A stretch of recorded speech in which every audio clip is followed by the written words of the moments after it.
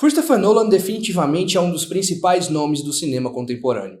Seus filmes nunca passam ilesos de elogios, megalomanias, polêmicas e opiniões distintas sobre gostar e não gostar. Talvez, junto com Quentin Tarantino, ele seja um dos que mais divide opiniões polêmicas a cada filme que é lançado. E agora, com seu novo filme, seremos bombardeados mais uma vez de polêmicas, opiniões distintas e visões heterogêneas sobre seu filme. Mas uma coisa é inegável: Nolan cresce a cada filme. Sabe por quê? Vem comigo que eu te conto. Eu sou Erdman Correia, seja bem-vindo à Crítica do Dia, aqui no canal do Erd.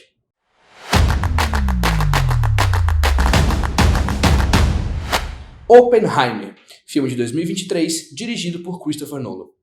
O filme conta a história de J. Robert Oppenheimer, o físico responsável por tocar o projeto que deu origem à primeira bomba atômica dos Estados Unidos, seus conflitos políticos, amorosos e morais, antes e depois do uso da bomba. De cara, eu preciso dizer que a estrutura de Oppenheimer me remeteu automaticamente, com 10 minutos de duração, à mesma experiência que eu tive assistindo A Rede Social, do David Fincher.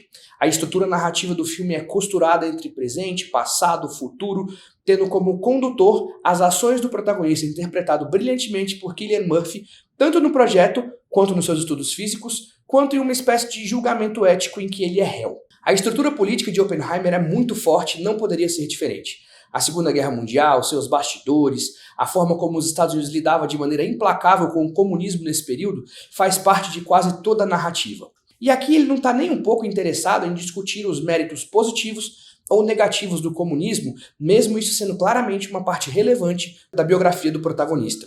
Tanto é que o filme gasta um bom tempo demonstrando os ataques que ele sofreu por ter tido contato com esse sistema político. Mas fica bem claro que aqui os personagens sindicalistas e com alinhamento de esquerda são vistos de uma forma mais calorosa, enquanto os claramente alinhados à direita são retratados como os pequenos e nocivos vilões. Em contrapartida, em vários momentos o filme reforça o pensamento imperialista que os Estados Unidos têm desde sempre, se colocando de maneira superior e fria às outras nações e buscando minimizar esses conceitos. Apesar de tudo isso, não dá para ninguém cravar com certeza que Oppenheimer tenha sido pensado para ser um filme de esquerda ou um filme de direita, assim como eu fui contrário na época em que as pessoas falavam que Batman, Cavaleiro das Trevas, era uma obra-prima do cinema conservador. E eu quis começar falando dessa questão política porque Oppenheimer é, em toda a sua glória e essência, um filme sobre a criação de algo tão monumental, tão gigantesco, que toda possível discussão política partidária de direita contra a esquerda precisa ficar em segundo plano. Aqui temos uma obra-prima do cinema, assim como a Rede Social foi em seu lançamento. Costurar uma história que talvez não fosse conhecida por todos, que não tem um valor de entretenimento, mas sim um natural questionamento moral sobre tudo que envolve a construção da bomba, é um trabalho que pouquíssimas pessoas conseguiriam realizar. A primeira hora do filme serve para situar de maneira rápida e precisa a maioria dos personagens principais e deixar bem alinhado quem era Oppenheimer como pessoa e não só como gênio da física. O filme segue uma toada de crescimento com um roteiro muito bem escrito, até porque o filme é um filme de texto.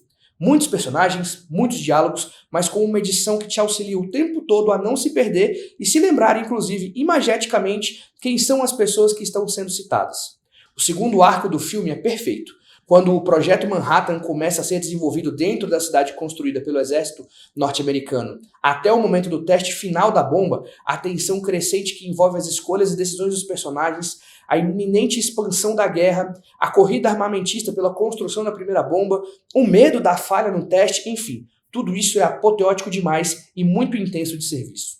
A trilha sonora e o design de som do filme talvez sejam um dos mais precisos dos últimos anos. O filme tem trilhas orquestradas praticamente no decorrer de todo o filme. Ela tá ali, compondo a cena e os sentimentos dos personagens, mesmo que passe despercebido em determinados momentos. Nolan também usa de efeitos sonoros da mesma forma que filmes de terror criam seus jump scares para trazer uma sensação física do impacto moral e psicológico que o protagonista tem após a criação e o lançamento da bomba no fim da Segunda Guerra. Tem uma cena que ele tá saindo de um discurso e aí ele imagina que tá pisando numa coisa que eu falei assim, oh meu Deus! O elenco é incrível. Cillian Murphy vai estar na lista dos indicados a melhor ator e eu não tenho dúvida disso. Ele carrega todo o peso e genialidade de um homem solitário que enxerga além do seu tempo no momento onde o mundo precisava de um gênio como ele. Emily Blunt tem o seu momento de brilhar focado em uma cena próxima ao final do filme. Robert Downey Jr. consegue deixar de lado a sombra do Homem de Ferro e ser visto como um congressista que busca poder a todo custo. Matt Damon, que deixou a pausa na carreira de lado porque foi convidado pessoalmente por Nolan para fazer o papel de um militar firme, está impecável no papel de homem duro, rígido, mas de bom coração. E temos também a Florence Pugh. Ai, meu coração. Florence Pugh interpreta um dos interesses amorosos de Oppenheimer.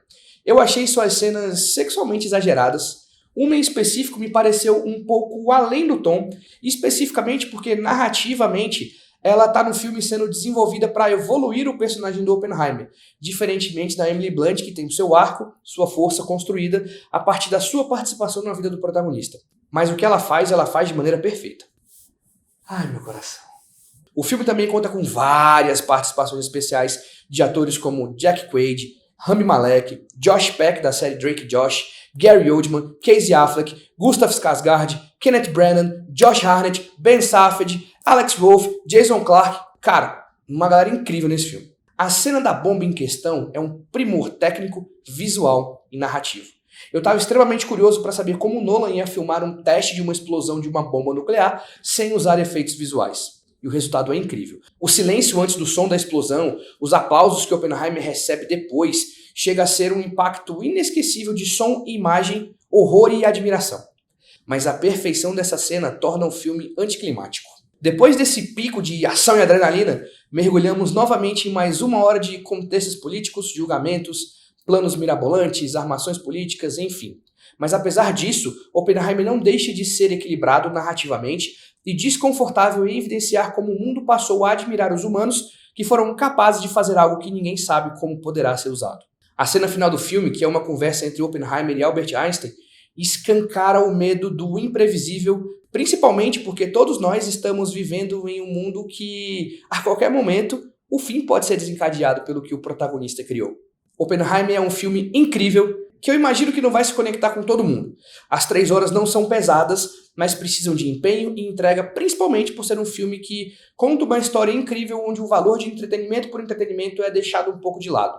Assim como foi feito em A Rede Social. O filme é incrível, mas eu acho que ainda prefiro o Barbie. Aproveite e segue a gente no Instagram e no TikTok, @canal do Erd, e conheça o nosso podcast de cinema aqui no canal. O que você viu? Novos episódios toda quarta, em seu agregador de áudio favorito e com imagens aqui no canal do YouTube. É isso, valeu e até o próximo vídeo.